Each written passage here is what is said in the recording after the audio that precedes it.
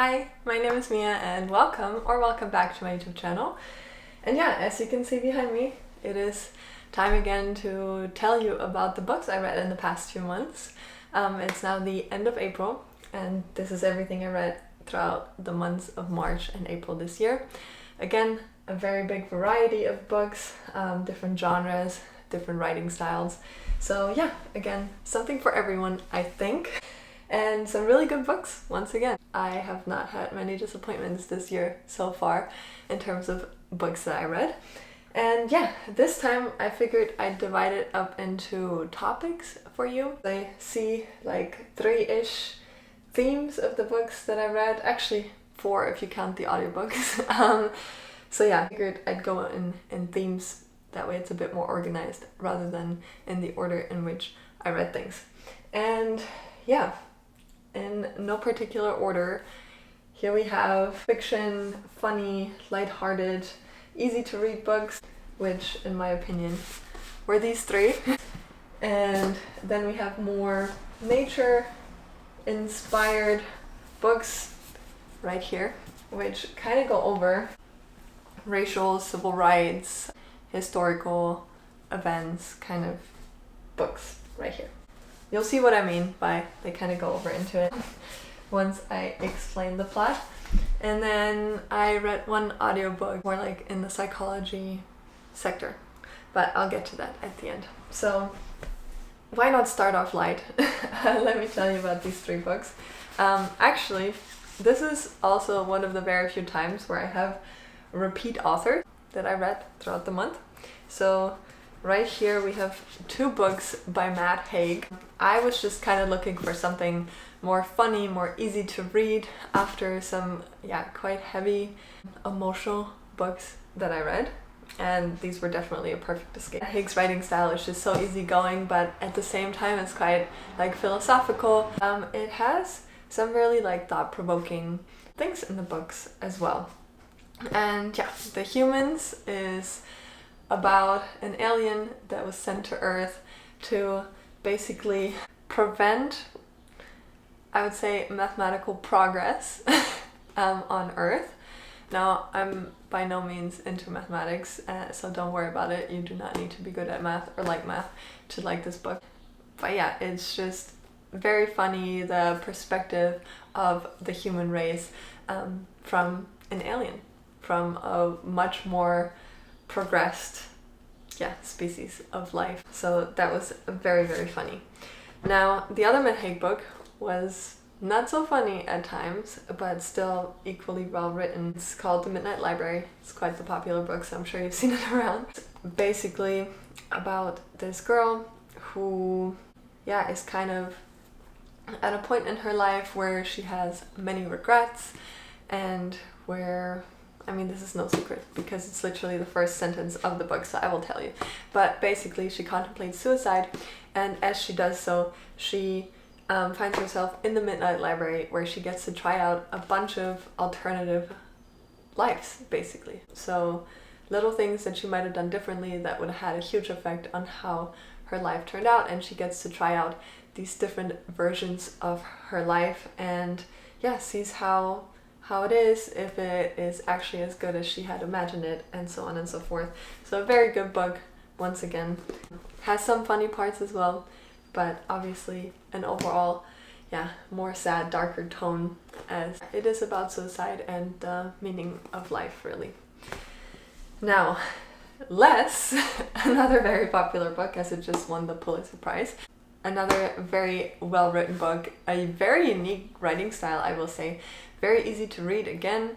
Fun story about an author who, has separated from a long-time love affair, who is now about to get married. The love interest, not him. And he's kind of trying to avoid that wedding, and to achieve that, he kind of travels around the world and takes us along with him. I very much love the writing style, so no surprise there that they won the Pulitzer Prize based on writing for sure. Alright, on to the next category, which is more like nature related things. Let me start off with the poetry collection. So once again, two books by the same author. I read both Upstream by Mary Oliver and Dog Songs. Now, Dog Songs, funny thing, is actually because I got a comment under my last video questioning why I haven't read a book about dogs yet. So I picked this one up after I read her selected essays, Upstream. So Upstream is, an essay collection about musings on nature in just a really beautiful and very observant way. You can really tell how much attention she pays to detail, to everything that's going on around her in the world around her, in the natural world. Really, really beautiful, very peaceful. I'd say it's almost like a meditation in a book. And Dog Songs, as the title suggests, is poems about dogs. Mary Oliver was a dog lover. She had had many dogs throughout her life and writes about a lot of them in this book, captures everything in poems, and once again this collection won the Pulitzer Prize, but that is a long time ago at this point. And very, very beautiful poems, some short, some long. One essay actually overlaps from this book and this. There's an essay in here that is also in the other book, which is actually quite the beautiful one. If you're a dog lover, then I guess you cannot go wrong with this. Very good books. And moving on to yet again a pair right here. I read the Monk and Robot book series, part 1 and 2, by Becky Chambers. And the first book is a psalm for the wild-billed, and the second is a prayer for the crown shy. And these are also just really, really wholesome books. It's about a non-binary monk who is trying to find his purpose in the world. Do you see a theme here? He travels around his world, which is kind of like an alternate, like utopian planet where basically they live in harmony with nature and live a very sustainable life after the industrial overtake and a lot of climate disasters as ones that we find ourselves in right now. And it again talks about nature, talks about the relationship between humans and machines. Just very, very beautiful. You cannot go wrong with these. The only criticism I have about these books is how short they are, because I wish they were longer. I could read these all day, every day. Very beautiful books. I do hope that there will be more to the series coming out. Alright, next one on nature is Braiding Sweetgrass. And yes, you do see a bookmark in here, but I have actually read this book twice. It is my absolute favorite book, so if you're looking for a recommendation in this video, then definitely take this one. It is just the most beautifully written piece of literature I have ever found, honestly.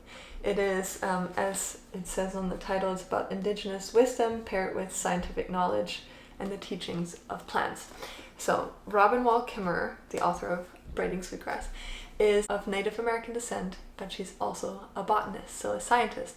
And this book just pairs those two worlds perfectly. Just the way it's written is so poetic. It reads like a song. It reads like a poem. It is just very, very beautiful. And again, I would call this more of an essay collection, as she mentions just a lot of different topics in here. And you will learn a lot about plants, a lot about our ecosystem, a lot about Native American history and culture and their connection to the natural world. So an amazing book. Read it if you haven't read it yet. Alright, and keeping up with the Native American theme, this is Thin Skin, which is an essay collection by Jen Chaplin. It is about Native American history, about racial disparities, about environmentalism, consumerism. It's about feminism. It is about a lot of very interesting topics, a lot of heavy topics. I wasn't the biggest fan of the writing style all throughout, I will admit. There were parts of it that I just had a really hard time sticking with, I will say, because not because the topic wasn't interesting, because they are very, very fascinating topics, but because of her writing style. I just wasn't the biggest fan. But there were also parts of this that were just beautifully written, that flowed, and that I enjoyed reading very, very much. So out of all the books I read, this was probably one of my least favorites, but I would still recommend it. Everyone has a different taste in writing style anyways, and this was just not entirely my cup of tea, but yeah, still a very important, very good piece of literature. Alright, now moving on to Once I Was You by Maria Hinojosa, and you'll recognize this from my last video because I mentioned it in the end of it, and my goodness, this definitely rivals for my favorite books of all time. I don't love it quite as much as Braiding Sweetgrass, but it's definitely up there. This is now one of my top favorite books. It will live on my bookshelf forever. And like I mentioned in the last video, it is a memoir, but also a journalistic masterpiece, I would call it, about immigration to the US. And she focuses on immigration from the very start, so all throughout history. She focuses on immigration from all different parts of the world, so not just South America, which is what we usually hear around the news a lot. And yeah, her writing style was beautiful. She really managed to combine her own story with the story of other immigrants throughout history very, very well. And yeah, I have no idea how she managed to put this much information in this little book, because it's not even that big of a book. It's definitely a comfortable read, I will say. But yeah, I'm just still mind blown by it. I will definitely be rereading it. It's fluently written. She keeps herself short, but not too short. Like, she says everything that needs to be said, but she doesn't drag on too much. So yeah, definitely a favorite of mine now, and a very strong recommendation for anyone to read, but especially if you are American and you want to know more about immigration. And yeah, also, I don't know if you know this about me, but I myself am an immigrant to this country. I own a green card. So yeah, just hearing different people's stories is very, very interesting to me. And before I go on, I do want to mention an audiobook that I read, which was called Dear America, Notes of an Undocumented Citizen by Jose Antonio Vargas. And yeah, that's just kind of on the same topic of immigration. It's another memoir that I listened to on Audible by Jose Antonio Vargas, and the audiobook is actually recorded by him as well, which is always nice to hear the author himself read his book. And yeah, he is from the Philippines, which might be surprising or not so surprising, depends on how much you know about colonialism and history. But yeah, he is from the Philippines, so a bit of like an Asian perspective on immigration. He talks about his childhood, his adolescence, and growing up as an illegal immigrant in the United States. And I just really love how he is able to express his childhood feelings still to this day, and just writes them down in this book for all of us to read. Lots of beautiful musings on immigration, on race, on politics, on just everything. Very well written, and again, I can highly recommend. Now, moving on to News for All the People. Again, you see a bookmark in here, so I am not anywhere near finishing this book. I'm only like 50 pages in, but it is a very small print and a very long book. Now this talks about, again, the history of the news in America, and how the news played a role in racial division, and how the media has contributed to racial oppression. And it just sounds very, very interesting to me. I would say especially now that we have moved to Birmingham, Alabama, which is like the heart of the civil rights movement, really. but unfortunately it is not easy to read. Not just is it long and small printed, but it is also written more like a textbook. It feels like I'm reading a book for school rather than one at home for enjoyment. I will still be finishing this at some point, but I'm sure it's gonna take me a while. But yeah, very interesting information, but definitely a hard one to chew through so far. I don't know if it's just the first few chapters, since it goes chronologically throughout history, but yeah, a tough one, but an interesting one for sure. Alright, and sticking with Birmingham, this is Fried Green Tomatoes at the Whistle Stop Cafe by Fanny Flagg. And Fanny Flagg is actually an author from Birmingham, so Fried Green Tomatoes partially plays in this city as well. And I have never read the book, but I have watched the movie countless of times and loved it. But now that we live here, I figured I have to read it. I have not started it yet, but I'll get to it later today.